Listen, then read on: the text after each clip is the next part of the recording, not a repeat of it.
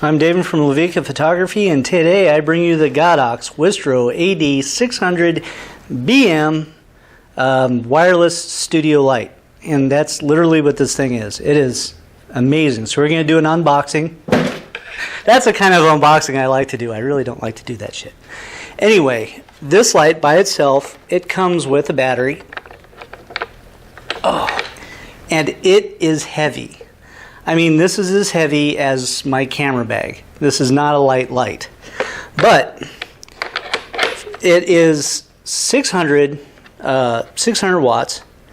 And that means it's got a guide number of about 87. Really pretty strong. This particular unit, the BM, stands for Bowen's mount. And what that means is that you get the Bowen style 3-prong setup. Alright, so the head, this is the main body part, and this is the battery. The battery weighs a lot, but this thing is rated at 8700 mAh, which is a lot, considering your little Sony batteries are like 1300 mAh. But anyway, let's go ahead and turn this thing on. So this particular strobe was designed really to work with this, and man does it ever. I mean, this thing just... I just want to show you how fast you can get with this thing.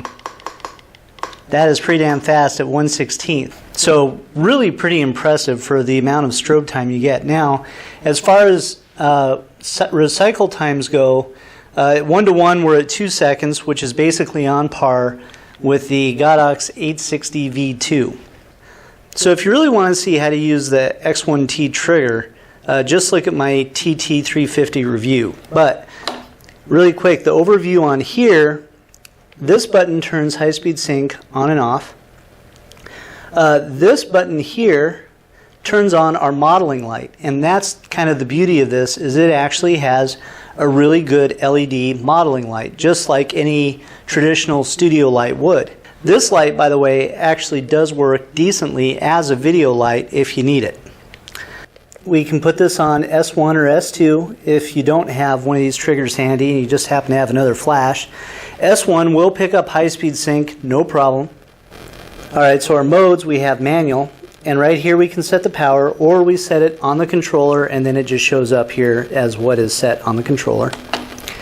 Now we can also go to multi, where you can set your power and then your hertz below it. So basically you can say, I want to fire at 1/4 of a power and I want it to fire 4 times. Or I want it to fire at 1/16 of a power and have it fire 20 times. This does not have TTL on this light.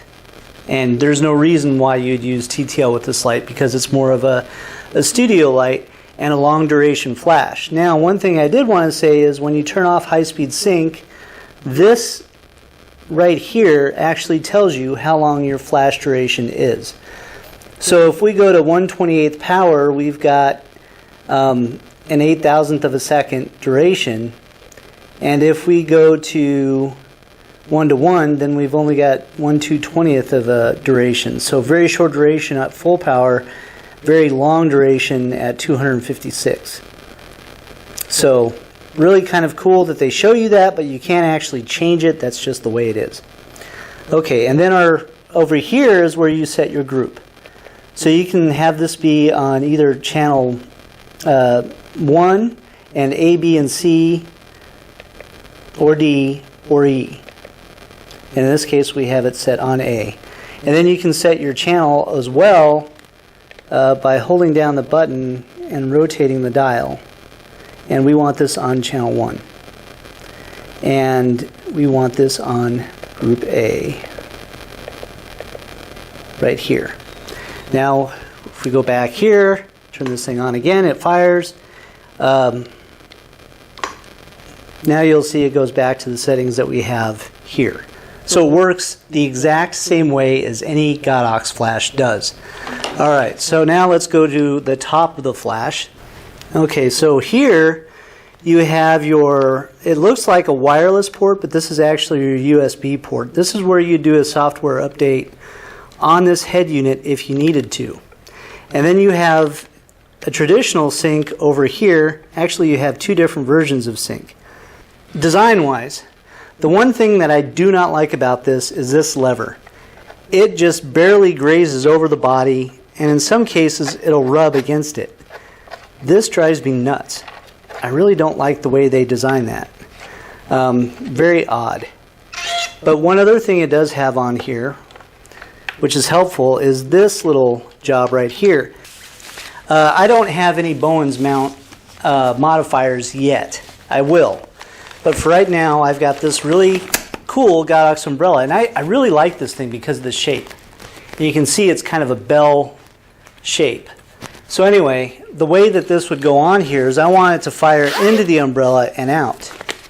So this has a zipper right here. We just open it up. This also comes with a soft diffuser and a grid. But we're not going to use either one of these because we're going to use this outside, so we're just going to use it just like this. So this pops over the head unit like so, and then from here it just slides into this rail,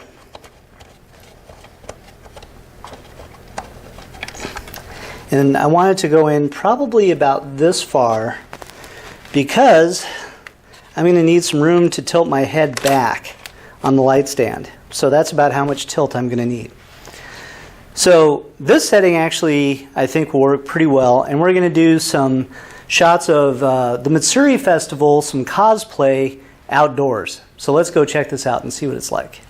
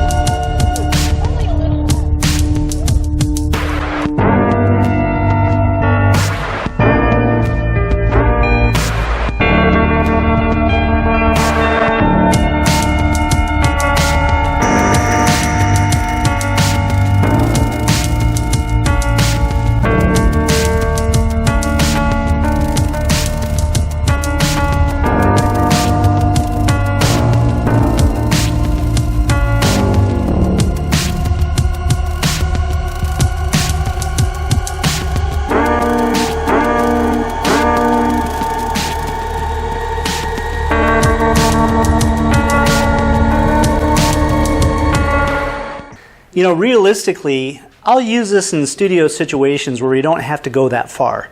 I don't really recommend this as kind of take it out hiking with a model kind of light because it is really, really freaking heavy. In the studio, in this environment, I am going to use the crap out of this light.